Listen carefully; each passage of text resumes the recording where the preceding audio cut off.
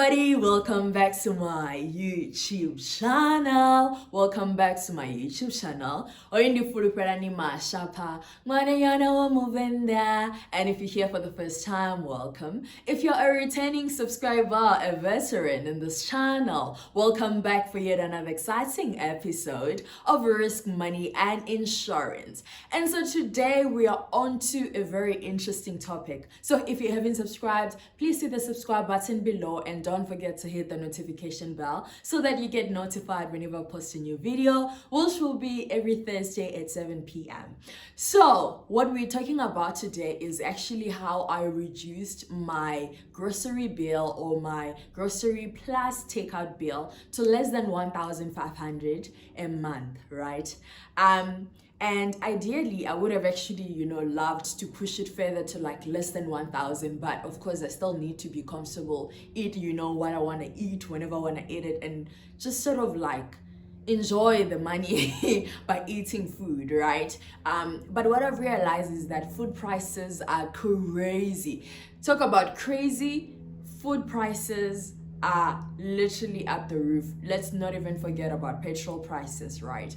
And it's so crazy how you go to a store, literally you buy only a few items and you go to the till and you're paying something like 500 rands and you're like, what the hell happened? Why am I paying 500 rand for a few items, like 5-6 items? And that is when I actually started just monitoring my food bill and actually just how much I'm spending on food, because it was ridiculous. There was this one month where I had spent around 3,500 and I was like, wait, what happened? Because then it was, grocery shopping, and then afterwards it was also takeaways as well. I had like a lot of takeaways for that month, and I was like, how on earth is one person chowing 3,500 worth of groceries in one month? How insane is that? So that's when I actually started, monitoring how I'm actually spending my groceries and all of that.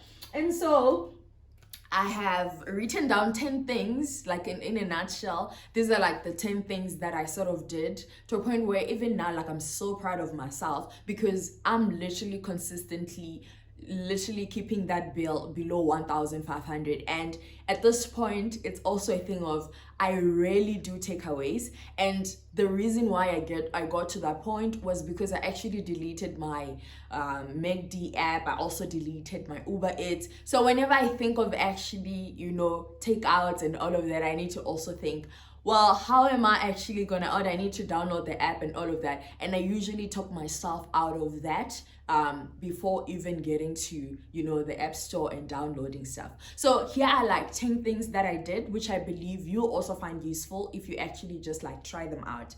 And like number one is have a shopping list and stick to it.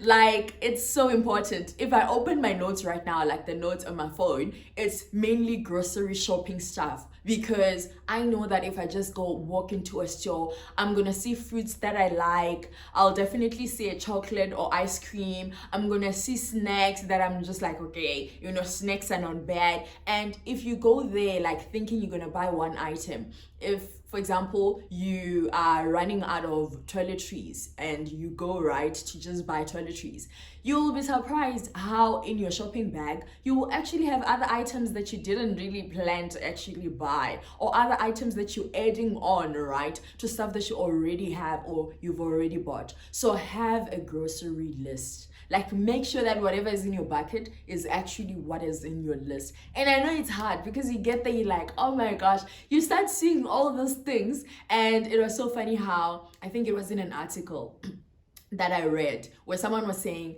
the way that grocery stores are sort of arranged, right? Normally when you walk in, you go to the fruits and veggies section, and they're like, that's one way for them to slow you down first, right? So then you just walk in and then suddenly you're coming across toilet papers and things, like coming across things that you might actually like be there to buy. So they help you to to relax, to easy in a rush, slow down first, buy fruits and all of that, and then you see them, you're like, well, apples won't hurt, and then like strawberries and grapes won't hurt.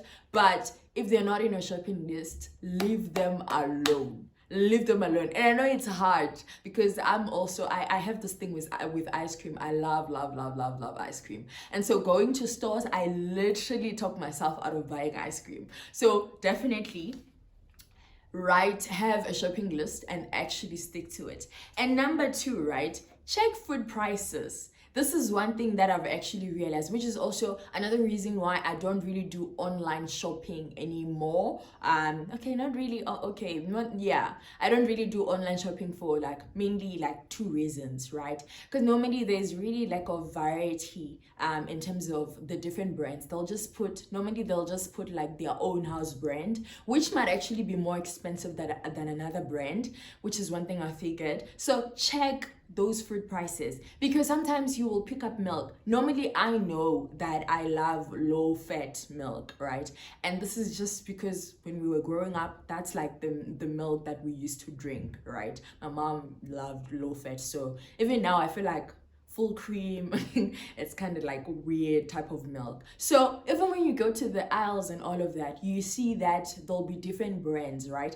I'm not really brand specific, so I'm not that person who'll say, well, I want the Parmalat, low fat milk, or I want the Pick and Pay or the Spa house brand low fat milk. So when I'm there, I'm like, this is what I need. I need a low fat, I need low fat milk. Which brand is actually cheaper? And I go for the brand that's cheaper. And that's like an efficient way to do it, because now sometimes you might prefer the house brand, but it turns out that the house brand is actually more expensive than other brands. So if you do try it and you find that it's still low fat milk, then why not? Why should you be loyal to a brand? I'm definitely not loyal to a specific brand.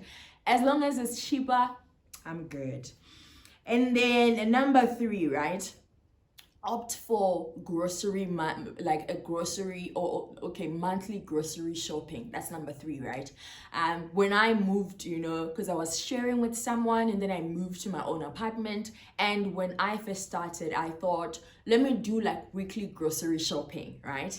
Which was nice at first, because my reasoning was, fruits and then veggies, they actually, get spoiled quickly. So I might as well just go do my shopping on a monthly basis and on a weekly basis. And what I realized over time was that I was actually spending way more, right, on groceries, because you'll go like for weekly grocery shoppings on a Friday or whatever, and you find that you're spending around, between 500 and 600 for what you're going to eat for that particular week. So that's like 500 times 4, right? It's already like above 2,000 rands. And like my just like purely grocery shopping bill was around 2,500 a month, and that was a lot. And then I realized back at home, we actually do like a monthly grocery shopping. We go out with my mom on payday and we just like shop everything that we need.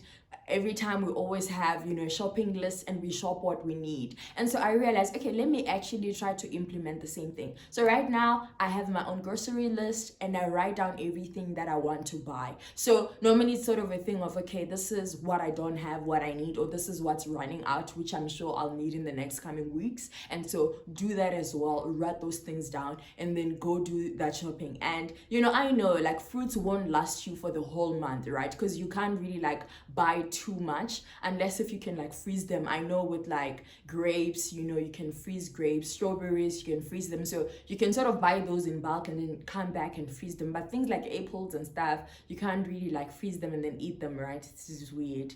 So normally for those foods that I can like freeze, I'll buy them like knowing that these are sufficient for the rest of the month. But those fruits and veggies that I know that I'll probably need to go back to actually buy them, then on the second week, so you do like a monthly grocery shopping where it's like, this is like one major shopping, and I normally try to keep this like under, let's say 1.2, and then after that you have like 300, 200, which if I need apples or I need bread or I need whatever, I can sort of like take from that money and like go buy.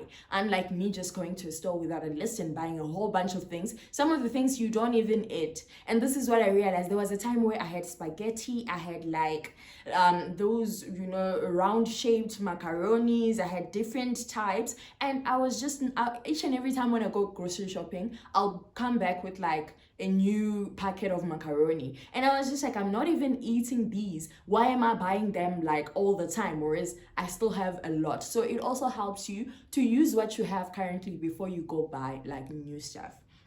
Okay, cool. And also take advantage of specials. So this is number 4. So take advantage of specials that are in store, right? So for example, I actually recently moved from doing my grocery shopping at Spa. I started doing it like more at Pick and Pay, and I go to Woolies for fruits if I really see that they're specials, because I do check their specials online and all of that. If they do have specials for fruits and veggies at Woolies, I definitely go there to buy those as well. Also go buy, you know, some snacks, because I know that bucket or like that small thing with cookies, chocolate brownies and stuff, that's amazing. You can only find that in Woolies if I'm not mistaken. So those are the things, like specific things that I'll go buy like at Woolies if I know that they're on special. So you definitely have to also just take advantage of, you know, different specials that are there. For example, with Pick and Pay, they do have this thing where you buy 4 fruits, you know, fruits items for 100 rands, where normally you'll be saving around 8 to 10 or 12 rands, depending on the fruits that you actually pick up. So I do take advantage of those. And also what I realize is being part of a rewards program also helps as well, because some stores won't, even though they say like you get 4 fruits for 100 rands, right? It might not actually be the case. That special might not apply to you if you're not part of their rewards program. So definitely being part of a rewards program helps with the specials as well. I know with Spa it's more or less the same thing. If you're not part of their rewards program, then you don't really get those discounts sometimes. So make sure that you are part of the rewards program. Like, you don't lose anything by having all of them. I have Clicks, I have Spa, I have Woolies, I have Pick and Pay. Like, make sure that you're part of the rewards program. That's also another way to sort of shop smart, right? And when you get into the store, also it's something that you have to look out for. For example, during Black Friday, I know that if you bought like your Sunlight washing liquid, if you bought your Domestos as well, or Handy Andy, like 3 of them, I think you were getting them for like 30 rands. And normally you wouldn't get them for 30 rands because they're more or less around 20 rands or like 18 rands, you know, an individual item. So that's also like a very good, you know, bargain. So I did buy like a lot of them. I think I bought like 3 sets of those, which I'm still using even now. So those are some type of like specials that you can take advantage of. But of course, you need to not just buy all the things that are on special. You must also just make sure that, you know, they speak to your shopping list as well, and you are not at the end of the day spending more than what you have actually planned out to spend. Okay, cool. Number 5, buy fruits and veggies that are in season, right? This is also like another thing. For example, if you go buy strawberries now, chances are they're imported, right? Because they're not really in season right now. So these are some of the things that you just need to take into account for. All the time, your imported fruits are expensive. Like mangoes were in season in Jan, so like it was quite easy to buy mangoes at a lower price. But go somewhere around June to buy a mango, you'll see the price 42 something rands, and I'm like, what the hell? I wouldn't buy, you know, mangoes when they're not in season. I see like grapes are on special right now, but I know sometime during the year they are actually not going to be in season. So one other thing that you can do for fruits that you can actually freeze, you can buy them when they're in season and then freeze them for when they're not in season. And freezing stuff actually keeps them fresh, and like it just keeps that quality. So you might actually want to consider doing that as well. If you know that you are a fan, you know, of strawberries or whatnot, you buy them when they're in season, you freeze them, and you just take them out whenever they are out of season, right? Or you can just specifically buy those that are in season if you don't like frozen fruits. Okay, cool. And number 6, right? The game changer. Eat at home more. Like, you don't understand. What I've realized is one meal, right? One just lousy standard meal is above 100 rands, honestly, right now. The meal might not be above 100 rands, but include delivery to that meal. it's going to be above 100 rands, right?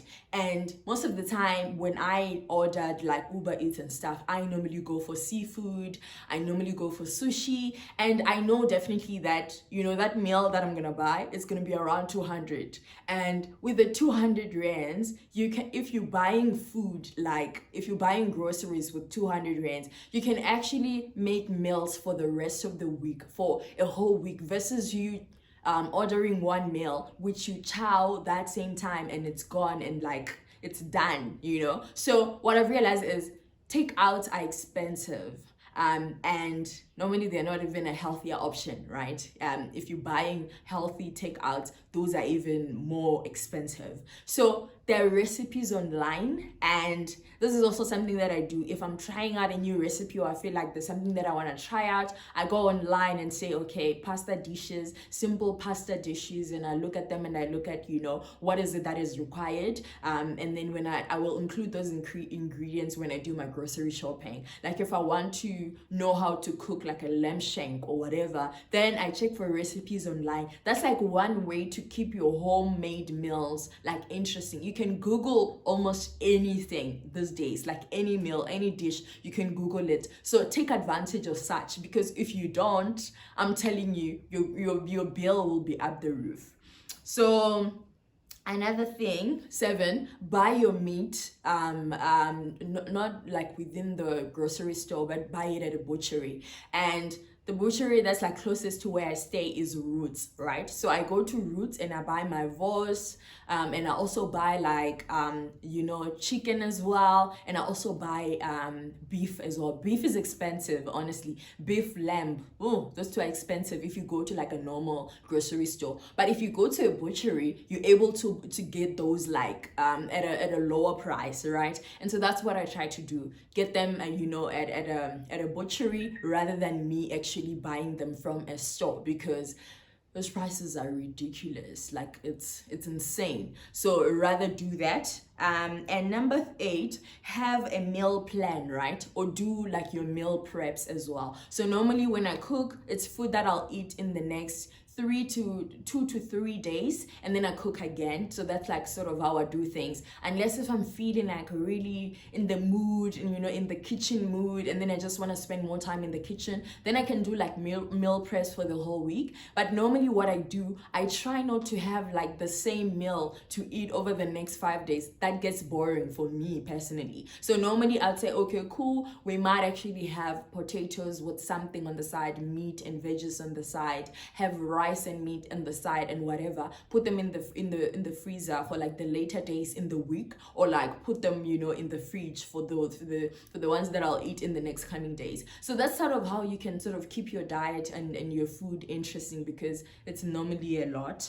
And then number 9, avoid like buying processed foods. I know food, right? I know like with strawberries and fruits and whatnot, they might actually process them, and then like, you know, you can buy them in either cans or like buy them in when they're frozen or whatever, processed and frozen. So normally just buy fresh ones, you know, that are not processed, or like fresh ones that are frozen. They're normally just like cheaper rather than them being processed and stuff. So it's kind of like easier that way. Like for example, your corn, you can buy that like fresh corn, other than not really buying like processed corn, for example. And then number 10, buy as many vet-free products like as possible. So your fruits, your veggies, your mealie meal, your rice, you know, things like lentils as well, those are normally vet-free. So of course, without vet, then the price is normally like, you know, a bit lower as well. And, you know, normally your vet-free products, they are more or less like food. These are foods that can actually like sustain you as a person. Like all the additional other things that we eat, and all the other things that we buy, some of them are just like additional cherries on top. So normally go for, you know, vet-free products. And that is sort of how I do it. I buy a lot of fruits, I buy a lot of vegetables. And even when it comes to snacks, I normally use my fruits as my snacks, so that also helps as well. If you eating a lot of fruits, that's one thing that's always in my diet. I eat a lot of fruits. If you're eating a lot of fruits as snacks, then you end up like really saving quite a lot, right? So definitely these are the 10 things that I did to actually keep my grocery bill about below 1,500. And I would really love to hear your thoughts. I really love the engagement, you know, in the other videos where people were sharing their experiences, especially around tax-free savings, and you know how tax-free savings, you know, should be used for long-term goals rather than short-term, because there are those limits as well. And I hope you guys checked out that video and the video about tax-free savings, because we did emphasize on that. But I really enjoy hearing from you. So if you guys have any comments, leave them in the comment section below. How much are you spending on groceries per month? Check your bank statement if you're not sure, or like any app that is actually tracking, you know, your spending on groceries. And number two, what are you doing to actually keep your grocery bill below, you know, a certain limit? I would really love to hear from you, so that if you have any additional ideas, I would like to actually check them out. I want to be in a place where I'm able to spend like less than 1,000 on groceries. I know that's a stretch, but still live comfortably. So if you guys have any other, you know, tricks that I can use, definitely put them in the comment section. I love you guys so much. I will see you in the next video. Don't forget to like, comment, share, and subscribe. If you really enjoyed this video, I urge you to share this video on your WhatsApp status, on your Instagram, on your Facebook. Like, check the like literally share this video and let other people, you know, come to the channel and learn with us. I love you guys so much. Bye.